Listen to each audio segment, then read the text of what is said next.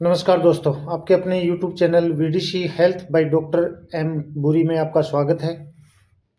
आज हम बात करेंगे डायबिटीज़ की। डायबिटीज़ मेलाइटस मधुमेह रोग। ये एक डेंजरस बीमारी है जिसमें बॉडी में शुगर ग्लूकोज की मात्रा का लेवल है वो बढ़ जाता है। ऐसा किस कारण से होता है? ऐसा होता है जब पेनक्रियाज में इंसुलिन पर्याप्त मात्रा में प्रोडक्शन नहीं हो, या फिर इंसुलिन के प्रति हमारी बॉडी का जो प्रॉपर ढंग से काम नहीं करना, इंसुलिन के प्रति रेजिस्टेंट हो जाती है। अब आता है कि डायबिटीज़ मेलाइटस जो शुगर की बीमारी है, ये कितने टाइप की होती है?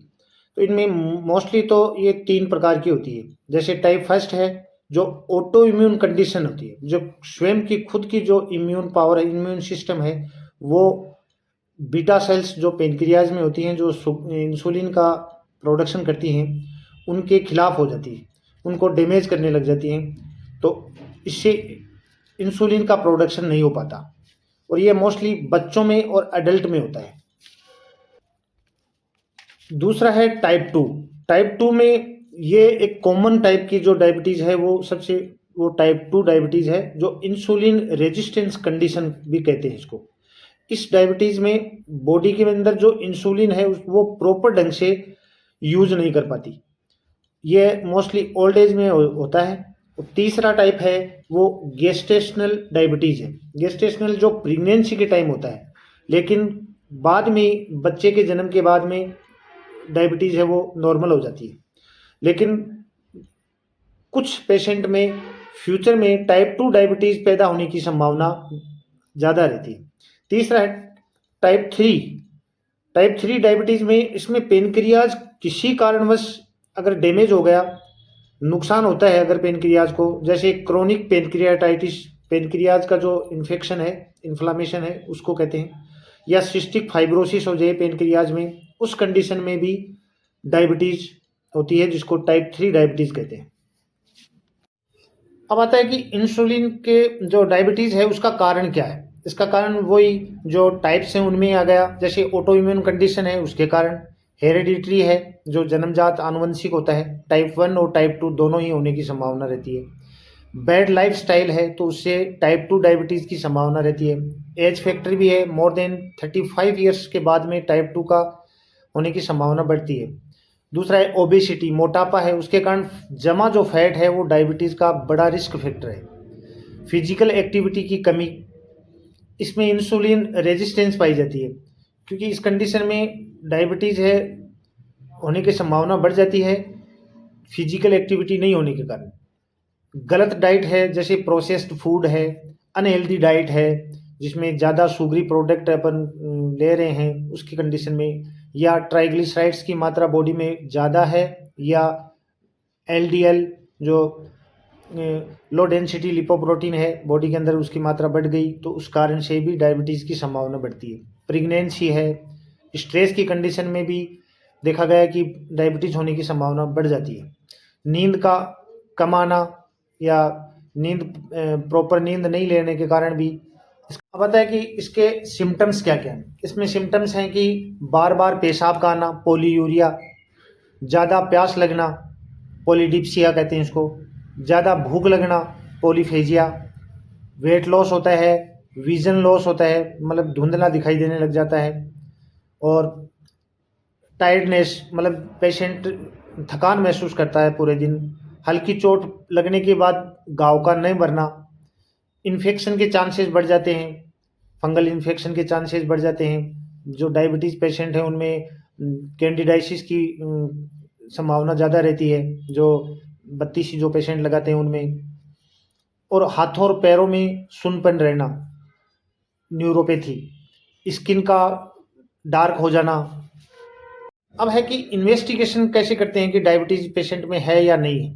तो इसके लिए टेस्ट किए जाते हैं, जैसे फास्टिंग ब्लड शुगर टेस्ट किया जाता है, जो खाना खाने से पहले किया जाता है, और इसमें इसकी जो रेंज है वो 126 मिलीग्राम पर डीएल तक नॉर्मल मानी जाती है।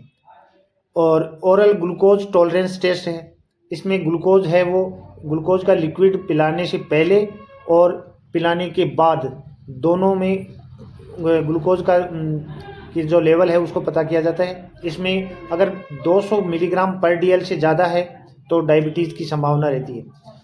तीसरा है ग्लाइकोलेटेड हीमोग्लोबिन टेस्ट होता है A1C।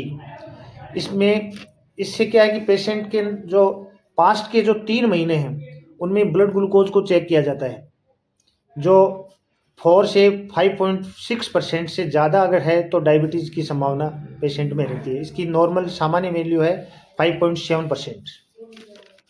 अब है ट्रीटमेंट में सबसे बेस्ट है इसका ट्रीटमेंट अपनी जो चेंज इन लाइफस्टाइल को चेंज करना, सुबह टाइम पे उठना, टाइम पे सोना, नींद का पूरा प्रॉपर लेना, हेल्दी डाइट है, फल सब्जियों को डाइट के अंदर शामिल करना, मीठी चीज़ें, मीठे ड्रिंक्स हैं उनको अवॉइड करना, स्मोकिंग है, अल्कोहल है उनको अवॉइड करना, और गेट एनफ स्लीप और स्टे हाइड्रेटेड, मतलब ज़्यादा से ज़्यादा पानी पीना जो उपयोग हो। Regular exercise, weight management. Type 1 के लिए इंसुलिन के इंजेक्शन दिए जाते हैं डॉक्टर द्वारा, और टाइप 2 है उसके लिए ओरल मेडिसिन या उनसे अगर नहीं कंट्रोल हो रहा है तो इंजेक्शन दिए जाते हैं।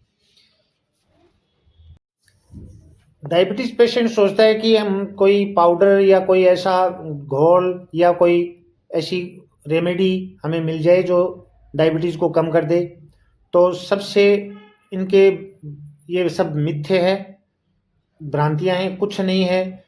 आपको एक्सरसाइज, लाइफस्टाइल को चेंज करना पड़ेगा, फल सब्जियों को डाइट में शामिल करना पड़ेगा, एक्सरसाइज मॉर्निंग में उसके लिए टाइम आपको निकालना पड़ेगा, और रेगुलर अच्छी नींद लेना वो डायबिटीज़ को कंट्रोल करने में सबसे ज़्यादा सहायक है।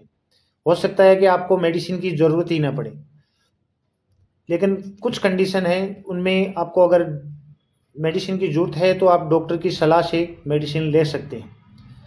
अब आता है कि इनमें कॉम्प्लिकेशंस क्या क्या हैं डायबिटीज़ के। डायबिटीज़ में कॉम्प्लिकेशंस हैं कि इससे 2 से 3 गुना हार्ट अटैक के चांसेस बढ़ते हैं। दूसरा है विजन, जिसको रेटिनोपैथी कहते हैं। अगर पेशेंट में ब्लड बीपी, अगर पेशेंट में ब्लड हाई बीपी है और उसके अंदर अगर डायबिटीज़ भी है तो उसमें रेटिनोपैथी की संभावना बहुत ज़्यादा बढ़ जाती है। विजन है वो धुंधला दिखाई देना। किडनी की डिजीज़ हैं वो भी होती हैं, जैसे नेफ्रोपैथी है, जो किडनी के अंदर जो ब्लड वेसल्स हैं उनका उनमें डैमेज होना। एक है न्यूरोपैथी, हाथों में पैरों में सूजन सुन्नापन रहना आदि। आज के लिए बस इतना ही। आपको अगर वीडियो इन्फॉर्मेटिव लगा हो तो लाइक और सब्सक्राइब जरूर करना। थैंक यू, खुश रहो।